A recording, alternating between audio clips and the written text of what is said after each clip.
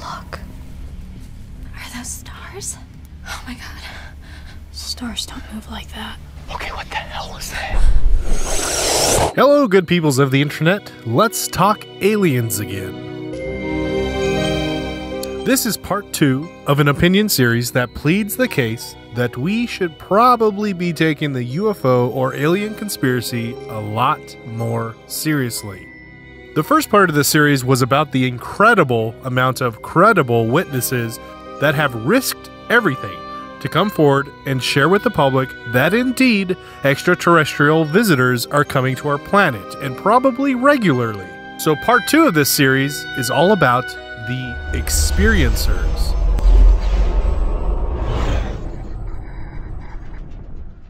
Outside of religion, the UFO community is probably one of the largest groups around a collective phenomenon as you can get. If you're unfamiliar, the term experiencer in the UFO community has a loose definition for those who claim to have direct experience or observation of an alien spacecraft. Or they might have direct contact with extraterrestrials themselves, usually through an alien abduction. As I mentioned in a video earlier in the series, I myself actually saw the famous Phoenix lights.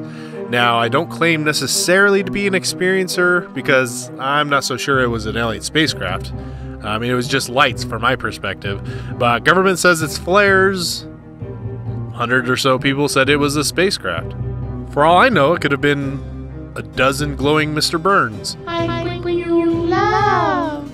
So if you're a skeptic to the UFO phenomenon, one thing you're confronted with is the sheer number of witnesses.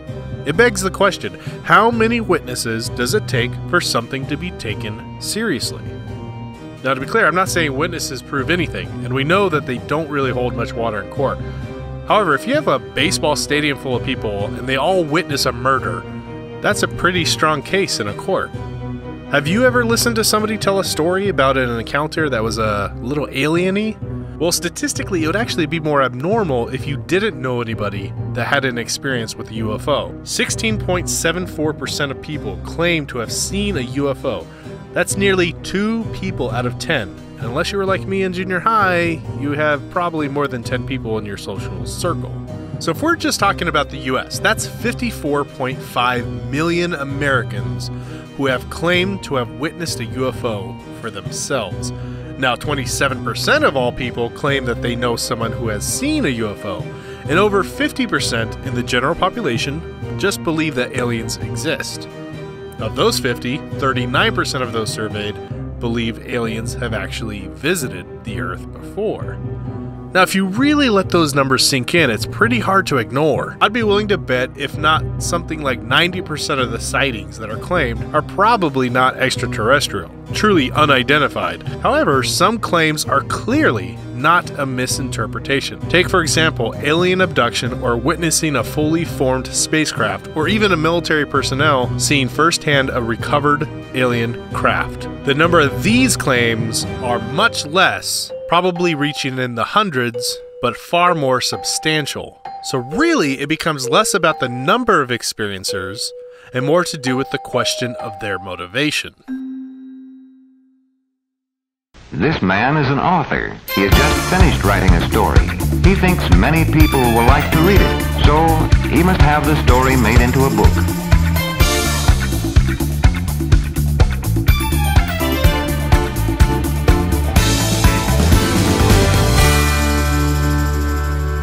Okay, I want to be clear. I'm not saying that if you're an experiencer and you have a book on Amazon that you're profiteering from the UFO community and that your book is full of lies or anything like that. However, it is one of the first things I look into. When I hear someone with an amazing claim about actual visitors from another world and then they plug their book, it's a little harder for me to accept their story. Having a book now establishes something of a financial motive, and in my opinion, yeah, it's going to put a little dent in the story's credibility. That said, I personally have no problem if someone wants to make something positive out of a traumatic experience, like being abducted by aliens. But if we're building a case on why we should be taking the experiencer stories seriously, I think we have to discount those that will profit from it. Now, all that said, think about this. How many of those experiencers have a book deal? Probably a tiny fraction are actually making any kind of money from their experience. So that probably leaves us still with hundreds of thousands of experiencers. So what about them? Well, look, we've all had that weird friend, or maybe a friend of a friend, that always has some random, wild claim every time you see them. I always think of Chunk from Goonies. It seems like they have no self-awareness, and you can just tell that they're full of it. Who knows what their motivation is? I'm no psychology major, but they often have amazing stories that just constantly border on the edge of completely unbelievable. So, when you're listening to anyone's claim about the extraordinary or something that's just a little too fantastic, ask yourself, are they a chunk? Hey kid, I want you to spill your guts. Tell us everything. Everything. Everything. Okay, I'll talk. Now, if we're talking hundreds of thousands of UFO and extraterrestrial experiencers, are all of them just the chunks of society? Maybe some, maybe a lot of them, but I don't think that's the right question to ask. The right question to ask is, are 100% of experiencers just a chunk?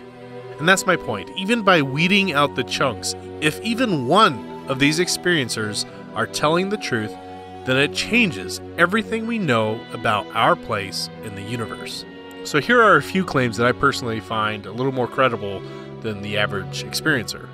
To me, these are individuals that seem to simply be performing their civic duty to warn people about what's really going on, some of them even to their own detriment. Barney and Betty Hill, the Falcon Lake event. Long before an entire culture developed around the UFO phenomenon, there was Barney and Betty Hill. Their claim is extraordinary. They claim to have been abducted by aliens and horrifically experimented on. In fact, this is actually largely where the look of the alien greys as we know them today come from.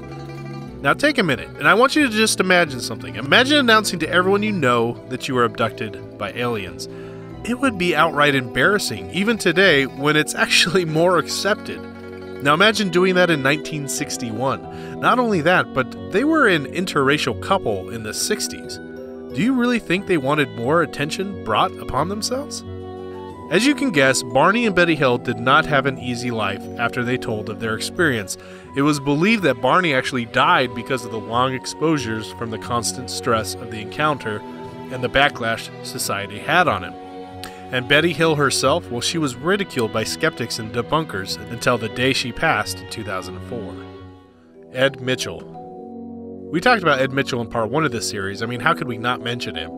An astronaut that not only believes in alien visitation, but he's actually an experiencer with his own stories about seeing alien aircraft. He legitimately had nothing to gain sharing his experience and his belief, but his life's work and reputation thrown right into the trash. Why risk that?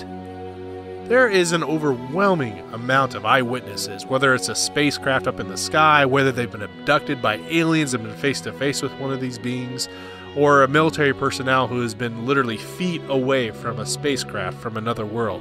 Sure, there's going to be those that are motivated financially, that just want a little bit of attention, that maybe they just want to have a spot in the UFO community. But there are so many that have nothing to gain from it. There are so many that, if anything, their lives are ruined from it, and we have to think about that. In the next of the series on why we should take the UFO and alien conspiracy seriously, I'll show you how being visited by extraterrestrials is a hell of a lot more logical than most skeptics want to believe. Thanks again, guys. I really appreciate you. I'm hoping to get the podcast up and going again because I'd really rather have a conversation with you guys rather than just speak at you. And I'd love to hear your thoughts on what you think about this. Maybe I'm onto something, or there's a good chance I'm probably nuts. And if you haven't already, please like and subscribe so that we can awaken the pondering mind with truth-seeking and cerebral entertainment together. Thanks, guys, and I'll see you next time.